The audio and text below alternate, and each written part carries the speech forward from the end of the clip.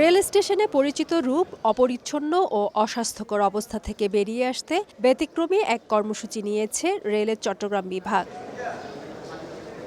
বৃহস্পতিবার সকালে চট্টগ্রাম স্টেশন থেকে কর্মসূচির আনুষ্ঠানিকভাবে উদ্বোধন করেন রেলের ঊর্ধ্বতন কর্মকর্তারা। এই সময় কর্মীদের হাতে তুলে দেওয়া হয় বিভিন্ন পরিচ্ছন্ন সামগ্রী। সপ্তাহে অন্তত একদিন বিভাগের একটি স্টেশনে বিশেষ এই অভিযান পরিচালনার উদ্যোগ নেওয়া হয়েছে। এতে যাত্রী সেবার মান উন্নয়নের পাশাপাশি রেল সংশ্লিষ্ট ও যাত্রীদের মধ্যে পরিচ্ছন্নতা নিয়ে সচেতনতা তৈরি হবে বলে আশা কর্মকর্তাদের। রেলওয়েতে বা অন্যান্য জায়গায় লোকবলের স্বল্পতা, কিন্তু এটা প্রায় সব জায়গায় চলতে থাকে। যেখানে দেখা যায় আমার ৩০ জনের কাজ করার কথা, সেখানে দেখা যাচ্ছে ৬ থেকে ৭ জন কাজ করছে। তো ওরাও কিন্তু ওভারবার্ডেন হয়ে কাজ করে।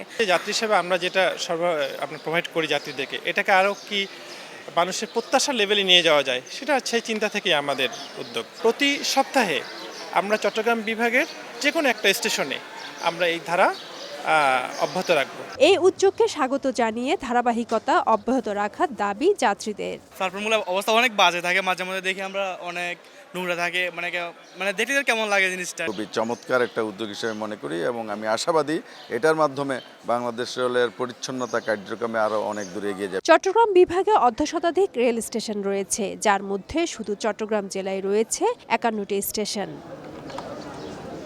ফেরদৌস লিপি, সময় সংবাদ, চট্টগ্রাম।